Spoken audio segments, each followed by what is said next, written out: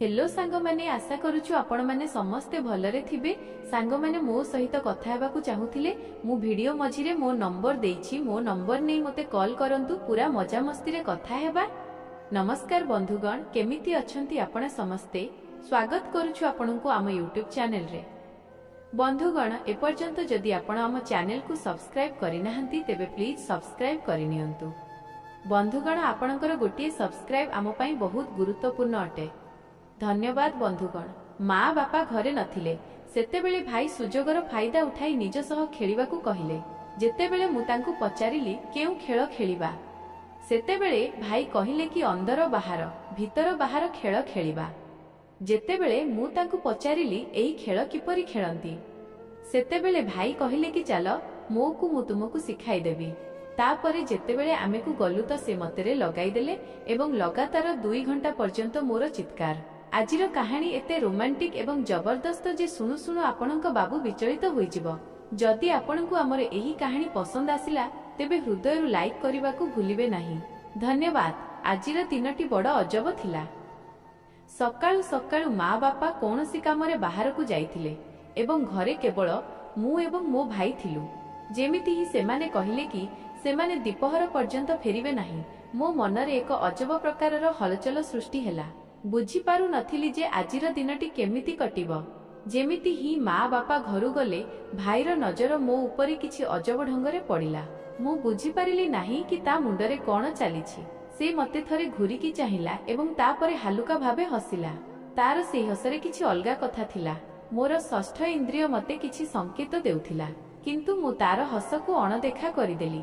मु निज कामरे लागी रहिली एवं निजकू एहा बुझाइबाकू चेष्टा कली जे सबु किछि सामान्य रहिबो। तेबे हठात सुजोग मिलिबा मात्रे भाई मो आड़कू इशारा करी कहिला, अरे आजी माँ बापा घरे नाहंती तो काहेकि किछि मस्ती करिबानी।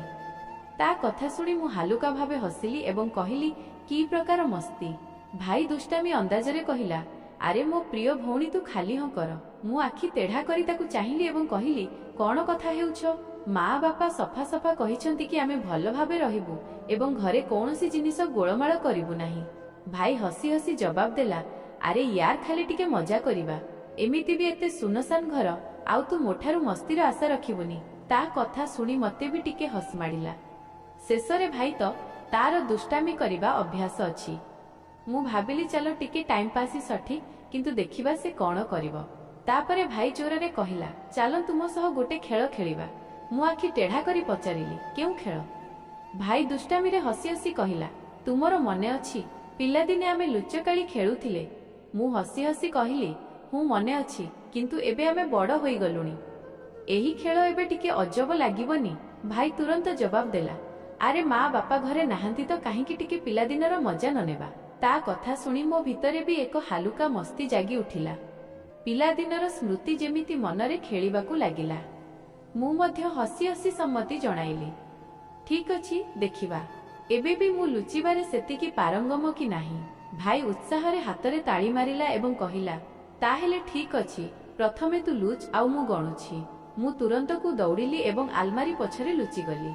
हृदय जोररे धड़ धड़ हेउथिला, जेमिति सतरे मु पिलादिन को फेरी जाइछि।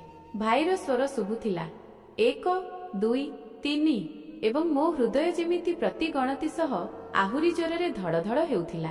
तार पाद शब्दरे प्रतिध्वनित हेबाकू लागिला। से सुजोगर फायदा उठाई मते खोजिबारे लागिला। मते लागिला कि से एते शीघ्र मते खोजी पाइबो नाही, किंतु मोर बहुत बड़ भूल धारणा थिला। किछि मिनिट मध्यरे से मते खोजी पाइला एवं किना मो पछरे आसी ठिया होई गला। मु निश्वास रोकी बसिथिली, किंतु तेबे ही कहार उपस्थिति अनुभव हेला। तापरे जेमिति ही मु बुली चाहिली, से हसी हसी कहिला, धरा पड़ी गलु।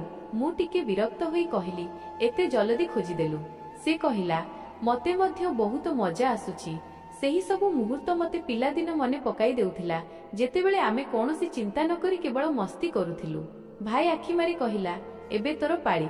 आउ मु लुचिबार एक्सपर्ट परी पुणी थरे आखि बंद करी गणिबाकू लागिला। से जल्दी दौड़ी जाई द्वितीय महलार स्टोर को गला। मु मने मने भाबुथिली से मते खोजी पारिबो नाही। जागाटा एते परफेक्ट जे एठारे तो केही स्वप्नरे भी खोजी पारिबे नाही। किंतु भाईर चतुरता आगरे सबु बेकार थिला। किछि समय परे से मते खोजी बाहर कला। पुणी सेही विजय हस हसी कहिला, मोठारु लुचि हेबो नाही। मु निश्वास नहीं कहली, ମତେ ଆଉ ଖେଳିବାକୁ ନାହିଁ, ଚାଲ କିଛି ନୂଆ କରିବା। ଭାଇ ମୁଣ୍ଡ କୁଣ୍ଡାଇ କହିଲା, ତେବେ ହଠାତ୍ ରୋଷେଇ ଘରକୁ ଚାଲ ଏବଂ କିଛି ନୂଆ ରୋଷେଇ କରିବା। ମୁଁ ତୁରନ୍ତ ତାକୁ କହିଲି, ଯଦି ମାଆଙ୍କୁ ଜଣାପଡ଼ିଲା କି ଆମେରେ କିଛି ବନାଇଛୁ ତେବେ ଆମର ଖୈର ନାହିଁ। ଭାଇର ତ ଯେମିତି କୌଣସି ଖାତିର ନଥିଲା।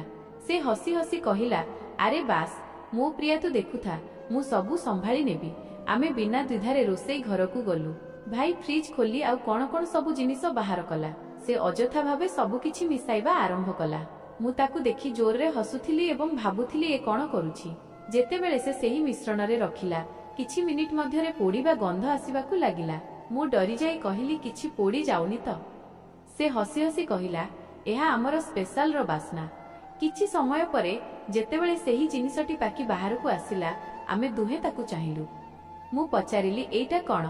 ଏଇଟା ତ କୌଣସିର ଖାଦ୍ୟ ପରି ଲାଗୁଛି। ଭାଇ ମଧ୍ୟ ସାହସ କରି ଗୋଟେ ଖଣ୍ଡ ଭାଙ୍ଗି ମୋ ସାମ୍ନାରେ ରଖିଲା ଏବଂ କହିଲା, ଲୋ, ପ୍ରଥମେ ତୁ ଖା। ମୁଁ ତାକୁ ଘୁରି ଚାହିଁ କହିଲି, ମୁଁ ଖାଇପାରିବି ନାହିଁ, ପ୍ରଥମେ ତୁ ଖା। ଭାଇ ମଜା କରି କହିଲା, ଡରିଗଲୁ କି? ଏବେ ମୁଁ ମଧ୍ୟ ଚ୍ୟାଲେଞ୍ଜ ନେବାରେ ଆସିଯାଇଥିଲି। ମୁଁ ଏକ ଛୋଟ ଖଣ୍ଡ ଭାଙ୍ଗି ଖାଇଦେଲି ଏବଂ ପର ମୁହୂର୍ତ୍ତରେ ମୋ ଆଖିରେ ଲୁହ ଆସିଗଲା। ଏ କଣ ବନାଇଛୁ ତୁ? ଏଇଟା ତ ଖାଇବା ଲାୟକ ନୁହେଁ। ଭାଇ ମଧ୍ୟ ଗୋଟେ ଖଣ୍ଡ ଖାଇଲା ଏବଂ ପର ମୁହୂର୍ତ୍ତରେ ତାର ମୁହଁ ବିଗିଡ଼ିଗଲା। ଆମେ ଦୁହେଁ ହସି ହସି ବେଦମ ହୋଇଗଲୁ। ଶେଷରେ ସେହି ଜିନିଷଟି କୁଢ଼କୁଣ୍ଡ ଡଷ୍ଟବିନ୍ରେ ପକାଇଦେଲୁ। ଖାଦ୍ୟ ବନାଇବା ଆମ ବସର କଥା ନୁହେଁ। ଭାଇ ହସି ହସି କହିଲା, ଆରଥର ବିନା ଅନୁମତିରେ ପାଦ ଦେବୁନି। ମୁଁ ସମ୍ମତିରେ ମୁଣ୍ଡ ହଲାଇଲି। ଆମେ ଦୁହେଁ ହସି ହସି ଲିଭିଂକୁ ଆସିଲୁ। ଭାଇ ସୋଫାରେ ଗର୍ବର ସହ ବସି କହିଲା, ୟାର, ଏଇଟା ତ ବହୁତ ମଜାଦାର ଥିଲା, କିନ୍ତୁ ଏବେ କିଛି ଅଲଗା କରିବା। ଏବେ ଆଉ କଣ? ମୁଁ ସନ୍ଦେହରେ ପଚାରିଲି। ସେ ଆଖି ଚମକାଇ କହିଲା, ଏବେ ଆମେ ମା ବାପାଙ୍କ ଆଲମାରୀ ଖୋଲି ଦେଖିବା କି ସେମାନେ କଣ କଣ ଲୁଚାଇ ରଖିଛନ୍ତି। ମୋ ମୁହଁରେ ଟିକେ ଡର ଆସିଗଲା। ମୁଁ ଧୀରେ କହିଲି, ଭାଇ, ଏଇଟା ଠିକ୍ ନୁହେଁ। ଯଦି ମା ଜାଣିବେ ତେବେ ଆମକୁ ବହୁତ ଗାଳି ପଡ଼ିବ। କିନ୍ତୁ ଭାଇକୁ ମୋ ଚିନ୍ତାରେ କୌଣସି ଫରକ ପଡ଼ିଲାନି। ତା ଆଖିରେ ସେହି ପୁରୁଣା ଦୁଷ୍ଟାମି ଚମକୁଥିଲା। ସେ ହସି ହସି ଧୀରେ ଆଲମାରୀର କବାଟ ଖୋଲିଲା ଏବଂ ଭିତରକୁ ଚାହିଁବା ମାତ୍ରେ ତା ଆଖି ବଡ଼ ହୋଇଗଲା। ଆରେ ୱାହ, ଏଇ ଦେଖ ମା ବାପାଙ୍କ ପୁରୁଣା ସ୍ମୃତିର ଖଜାନା, ସେ ଉତ୍ସାହିତ ହୋଇ କହିଲା। ମୁଁ ମଧ୍ୟ ତା ପାଖରେ ଠିଆ ହୋଇ ସାରିଥିଲି। ଆଲମାରୀରେ ପୁରୁଣା ଫଟୋ ଆଲବମ୍, କିଛି ଚିଠି ଏବଂ ଆମର ପିଲାଦିନର ଜିନିଷ ରଖାଯାଇଥିଲା। ଆମେ ଦୁହେଁ ବିନା ସମୟ ନଷ୍ଟ କରି ଗୋଟିଏ ଆଲବମ୍ ବାହାର କଲୁ ଏବଂ ଫଟୋ ଓଲଟାଇବାକୁ ଲାଗିଲୁ। ଯେମିତି ହିଁ ଆମେ ଫଟୋଗୁଡ଼ିକୁ ଦେଖିଲୁ, ହସର ଲହରୀ ଆମ ପାଟିରୁ ବାହାରି ପଡ଼ିଲା। କିଛି ଫଟୋରେ ମୁଁ ଭାଇର ଚୁଟି ଟାଣୁଥିଲି ତ କିଛିରେ ସେ ମୋତେ ହଇରାଣ କରୁଥିଲା। ଭାଇ ହସି ହସି କହିଲା, ଦେଖନ୍ତୁ, ପିଲାଦିନରୁ ହିଁ ମୋତେ ହଇରାଣ କରି ଆସିଛୁ। ମୁଁ ବିରକ୍ତ ହୋଇ ଜବାବ ଦେଲି, ଆଚ୍ଛା, ଆଉ ତୁ କଣ କରୁଥିଲୁ? ସବୁବେଳେ ମୋ କଣ୍ଢେଇ ଲୁଚାଇ ଦେଉଥିଲୁ। ଭାଇ ଦୁଷ୍ଟାମିରେ ମୋ ଆଡ଼କୁ ଚାହିଁ କହିଲା, କଣ୍ଢେଇ ଲୁଚାଇବା ତ ଦୂରର କଥା, ତୁ ତ ନିଜେ ମୋ ଠାରୁ ହାରୁଥିଲୁ ଆଉ ତାପରେ କାନ୍ଦୁଥିଲୁ। ମୁଁ ଆଖି ଲାଲ କରି କହିଲି, ମିଛ କଥା, ମୁଁ ତ ତୋଠାରୁ ସବୁବେଳେ ଜିତୁଥିଲି। ଆମେ ଦୁହେଁ ପୁରୁଣା ସ୍ମୃତିରେ ଏତେ ହଜି ଯାଇଥିଲୁ ଯେ ଆମକୁ ଜମାରୁ ଅନ୍ଦାଜ ନଥିଲା କି ତୋଫାନ ଆସିବାକୁ ଯାଉଛି। ତେବେ ହିଁ ଘଣ୍ଟି ବାଜିଲା। ଆମ ଦୁହିଁଙ୍କ ହୋସ୍ ଉଡ଼ିଗଲା। ଭାଇର ମୁହଁ ଦେଖିବା ଲାୟକ ଥିଲା। ମୁଁ ଧୀରେ କହିଲି, ଆରେ ମା ବାପା ତ ସନ୍ଧ୍ୟାବେଳେ ଆସିବାର ଥିଲା ନା? ଏଇଟା ଏବେ କିଏ? ଭାଇ ତୁରନ୍ତ ଆଲବମ୍ ଉଠାଇ ଆଲମାରୀରେ ପୁରାଇଲା ଏବଂ କବାଟ ଆଡ଼କୁ ବଢ଼ିଲା। ଧକ୍ ଧକ୍ ଧକ୍ ଧକ୍ ଧକ୍। ମୋ ହୃଦୟ ଏତେ ଜୋରରେ ଧଡ଼ଧଡ଼ ହେଉଥିଲା ଯେ ଲାଗୁଥିଲା ଏବେ ବାହାରକୁ ଖସି ପଡ଼ିବ। ଭାଇ ସାହସ କରି ଧୀରେ କବାଟ ଖୋଲିଲା ଏବଂ ଯେମିତି ହିଁ ସାମ୍ନାରେ ଦେଖିଲା, ଆମ ଜୀବନ ବଞ୍ଚିଗଲା। ସାମ୍ନାରେ ପଡ଼ୋଶୀ ଆଣ୍ଟି ଠିଆ ହୋଇଥିଲେ। ସେ ହାଲୁକା ହସ ସହ ପଚାରିଲେ, ପୁଅ, ତୁମେ ଦୁହେଁ ଠିକ୍ ଅଛ ତ? ମତେ ଲାଗିଲା ଘରେ ଏତେ ହସ ଶବ୍ଦ ଶୁଭୁଥିଲା ତ ଆସି ଦେଖିଦିଏ। ଆମେ ଦୁହେଁ ପରସ୍ପରକୁ ଚାହିଁଲୁ ଏବଂ ଜବରଦସ୍ତି ହସିଲୁ। ଭାଇ ଜଲ୍ଦି କହିଲା, ଜି ଆଣ୍ଟି, ଆମେ ଏକଦମ ଠିକ୍ ଅଛୁ। ବାସ୍ ଏମିତି ମସ୍ତି କରୁଥିଲୁ। ଆଣ୍ଟି ଟିକେ ସନ୍ଦେହରେ ଚାହିଁଲେ କିନ୍ତୁ ପରେ ହସି କହିଲେ, ଆଚ୍ଛା ପୁଅ, ଠିକ୍ ଅଛି। ମତେ ଲାଗିଲା କାଳେ କିଛି ଗୋଳମାଳ କରୁଛ କି କଣ। ଯେମିତି ହିଁ ଆଣ୍ଟି ଗଲେ ଆମେ ଶାନ୍ତିରେ ନିଶ୍ୱାସ ନେଲୁ, କିନ୍ତୁ ସେତିକି ବେଳେ ମତେ ଝଟକା ଲାଗିଲା। ଭାଇ, କିଚେନ ସଫା କରିବା ତ ଏବେ ବି ବାକି ଅଛି। ମୁଁ ଡରିଯାଇ କହିଲି। ଭାଇର ମୁହଁ ଏକଦମ ଶୁଖିଗଲା। ଆମେ ଦୁହେଁ ଦୌଡ଼ି ଯାଇ କିଚେନ ଆଡ଼କୁ ଗଲୁ ଏବଂ ଯେମିତି ହିଁ କବାଟ ଭିତରକୁ ଗଲୁ, ଆମ ଆଖି ଖୁସି ହୋଇଗଲା। ହେ ଭଗବାନ, ଏ କଣ ହୋଇଗଲା? ଚାରିଆଡ଼େ ଚିଜ୍ ଚିଜ୍, ଟମାଟୋ ସସ୍, ଅଟାର ଦାଗ ଏବଂ ସିଙ୍କରେ ଭର୍ତ୍ତି ବାସନ। ଲାଗୁନଥିଲା କି ଆମେ ଏଠାରେ କିଛି ବନାଇଥିଲୁ। ଏମିତି ଲାଗୁଥିଲା ଯେମିତି କୌଣସି ତୋଫାନ ଆସିଥିଲା ଏବଂ ଛାରଖାର କରିଦେଇଯାଇଛି। ମୁଁ ରାଗରେ ଭାଇକୁ ଚାହିଁ ଚିଲ୍ଲାଇଲି, ଏ ସବୁ ତୋ ପାଇଁ ହୋଇଛି। ମୁଁ ତ କହିଥିଲି ମା ନଥିବା ବେଳେ କିଛି ବନାନି ବୋଲି। କିନ୍ତୁ ନା, ତତେ ତ ସ୍ପେଶାଲ ଡିସ୍ ବନାଇବାର ଥିଲା। भाई निरीह परी मुंड कुंडाई हसी कहला, अरे मुई तो कहिथिली किंतु सफा करिबा तो दुहींको दायित्व ना। मु रागरे गोटे कपड़ा उठाई तळ सफा करिबाकू लागिली। भाई जल्दी टमाटो खंडगुड़िक उठाइला एवं सिंकरे थिबा बासन सफा करिबाकू लागिला। आमे दुहे पागलंक परी सफा करिबारे लागिलु। किछि मिनिट मध्यरे किचेन देखिबा लायक होइगला। भाई गभीर निश्वास नहीं हसी कहला, वाहा की सफा होइछि, माँ तो खुशी होइजिबे। मु आखि लाल करी कहिली, खुशी जेतेबेले से जानिबे कि तू कण कण करिछु तेबे तो अवस्था ठारू भी खराब हेबो। भाई हसी हसी हाथ जोड़ी देला एवं कहिला, अरे भौणी भगवानंक पई माँ को किछि कहिबुनी नहेले मो अवस्था खराब होइजिबो। आमे दुहे जोररे हसी उठिलु। तेबे भाई को आउ एक दुष्टामी बुद्धि जुटिला। से दुष्टामी हस सह मो आड़कू चाही कहिला, अच्छा सुन, आउ गोटे आइडिया अछि। मु तुरंत मुंड धरिली एवं कहली, एबे आउ कोन खुराफाती बुद्धि आसिला तो मुंड को? भाई आखि चमकाई कहिला, चलंतु मांकरू गोटे सेल्फी नेबा।